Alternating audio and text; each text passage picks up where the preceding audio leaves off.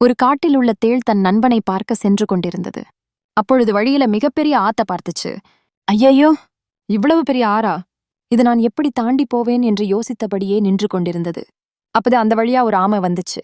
ஆமை கிட்ட, ஆமை அண்ணா, நீங்க இந்த ஆத்த கடந்து போக போறீங்களா என்று கேட்டது. அதற்கு ஆமை, ஆமாம், ஆத்த கடந்துதான் போகணும் அப்படின்னு சொல்லுச்சு.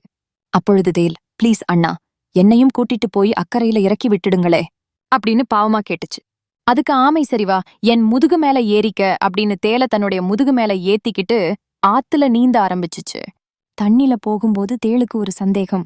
இந்த ஆமையோட ஓடு ரொம்ப ஸ்ட்ராங்கா இருக்கே, நான் கொட்டுனா இந்த ஆமைக்கு வலிக்குமா இல்ல வலிக்காதா என்று யோசித்துக்கிட்டே ஆமையோட ஓட்டுல மெதுவா கொட்டுச்சு. அப்போது ஆமை, என்ன தேள் நண்பரே, ஏன் முதுகுல என்ன பண்றீங்க அப்படின்னு கேட்டுச்சு. அதுக்கு தேள், அதெல்லாம் ஒன்னும் பண்ணல அண்ணே, பார்த்து போங்க அண்ணே அப்படின்னு சொல்லுச்சு. இன்னும் கொஞ்ச நேரம் கழிச்சு நான் ரொம்ப மெதுவாக கொட்டிட்டேனோ, அதனாலதான் ஆமைக்கு வலிக்கல, இன்னும் கொஞ்சம் வேகமா கொட்டுவோம் அப்படின்னு நினைச்சுக்கிட்டு வேகமா கொட்டுச்சு. அப்பவும் ஆமை எந்த ரியாக்டும் பண்ணாம போய்கிட்டே இருந்துச்சு. அத பார்த்த தேளுக்கு கோபம் வந்துருச்சு.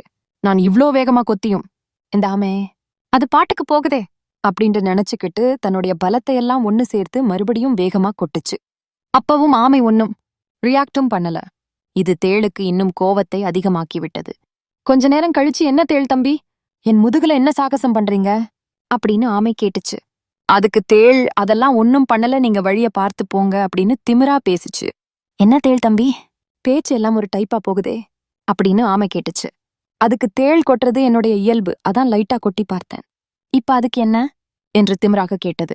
ஓஹோ, அப்படியா, அப்ப என்னுடைய இயல்பை காட்ட வேண்டியதுதான் அப்படின்னு சொல்லி ஆமை தண்ணிக்குள்ள முங்கிடுச்சு. கொஞ்ச நேரம் கழிச்சு தண்ணீரிலிருந்து எந்திரிச்சு ஆமை கரையை அடைந்தது.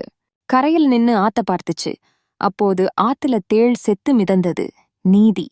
தானமாய் கிடைத்த மாட்டை பல்லை பிடித்து பதம் பார்க்காதே.